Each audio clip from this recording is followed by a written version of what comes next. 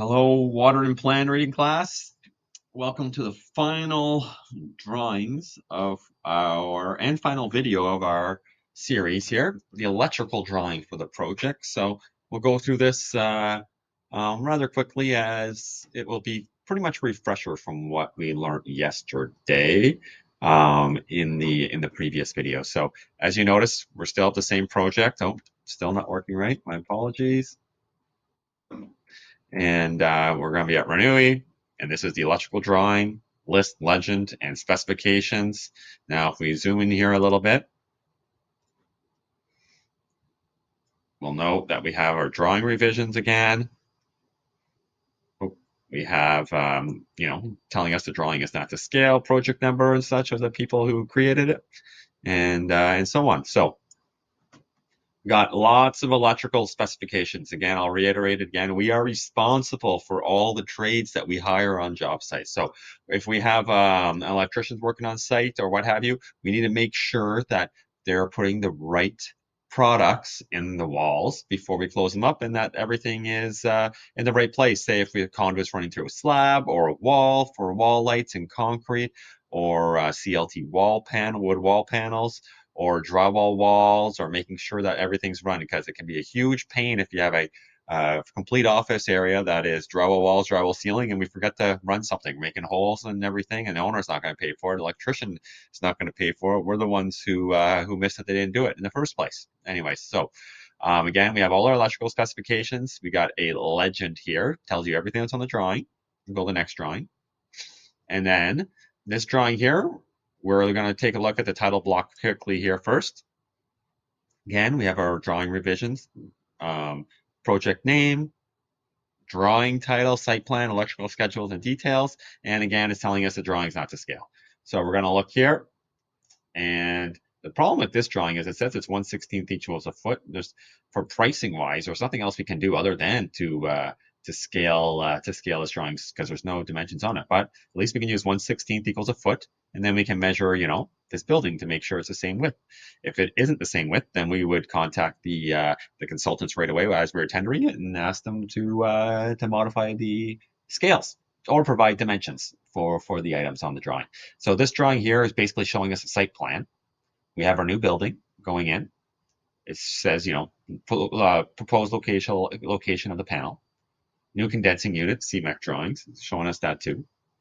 We have some existing telecoms coming in, transformer, wires going in here, where the electrical distribution is in the building for us to tie into, existing fire alarm panel, which is an odd location for it to be, and it wasn't there, but that's okay. And some boulders that they're going to want in the parking lot to protect some of the stuff. Up here, we have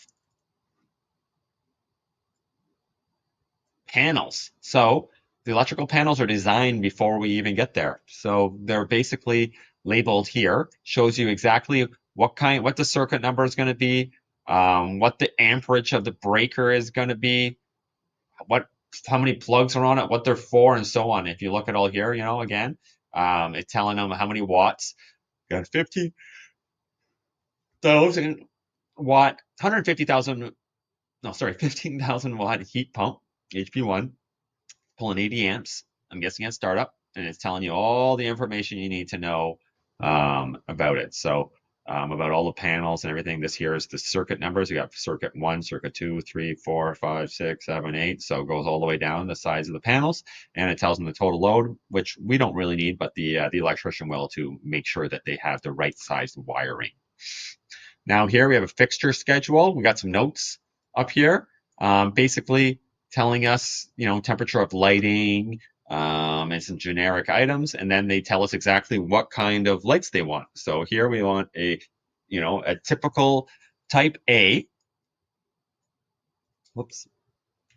We have a type A fixture, type B fixture, and then on the drawing, this is basically our legend again. It's going to show us that it's a 2x4 LED troffer, directed optical distribution, extruded aluminum housing, baked white enamel finish, acrylic diffuser, 120 volt driver, 0 to 10 volt dimming capability. So that means that it's an LED fixture and that it's going to have a dimming additional wire to do dimming.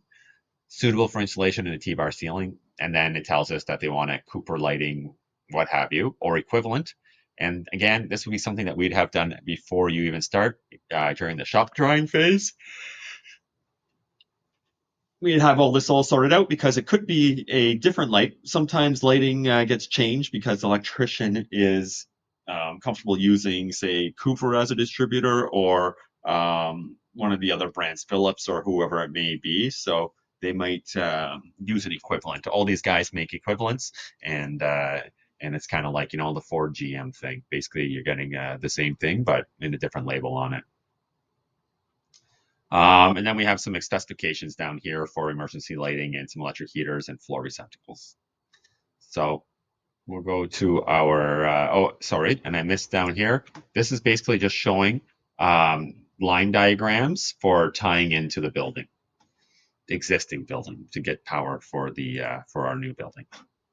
Okay, so here, again, we got our title block. We got a new lighting plan. 3/8 equals a foot in the drawing. And we know the revisions are good. So up here, provide new lighting and connect as indicated. Install sensors away from exhaust vents and in accordance with manufacturer's installation instructions. No problem. So that must mean like occupancy sensor or something like that. Sometimes the occupancy sensors get hit with wind from a diffuser or something and then turn it on or turn it off. So that's why they want that moved away. But you can see here, just like we were talking about, we got a fixture A, and it's going to be on circuit 31. We got a fixture A, circuit 31. Fixture A, circuit 31 again. But then we have this one, here. I'm assuming this is going to be, well, we'll go up and see what an E is on the on the legend. And is it here? Doesn't look like it's there, unfortunately. Okay, let's look at the back on this page here. See if we can find it. Oh, looks like a pot light. Oh, it's a fixture E, I'm assuming, right here. Sorry. Round, 4-inch round LED, low profile downlight, cast formed aluminum housing, white finish, continuous dimming capability, 120 volt driver, suitable for surface ceiling installation. Perfect. So we know that we have a bunch of LED pot lights down here, all again connected to circuit 31. And then we got fixture B here, we got fixture D, and so on. So these are all items that that would be on the drawing in advance of this one. So I will move on to the next drawing. Okay, so this drawing here, if we go, it's new power and systems plan. So on this drawing here, you can see the one main thing that sticks out to me, we got a conduit running in the floor here for a floor monument.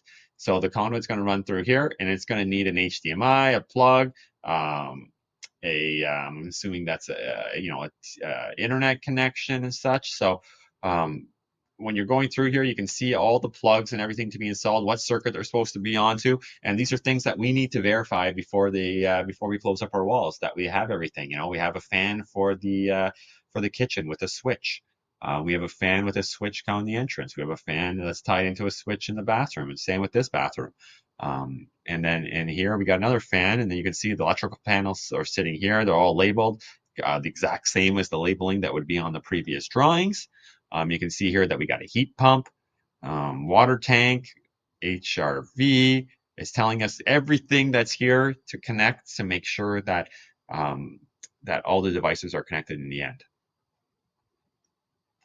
Anyways, I think that's it for the electrical drawing. Very similar, like I said, to the mechanical drawing, just different symbols. And again, you can find all the symbols on the main page here. So you can see here, there's a fire horn. And then when we scroll all the way down here, we can see fire horns. Okay. So, and when in doubt, head to the legend to find the symbols. Anyways, thank you very much for taking the time to learn the first set of drawing classes that we are doing. We'll have another set soon that will be based on a concrete structural project. So thanks again and good luck.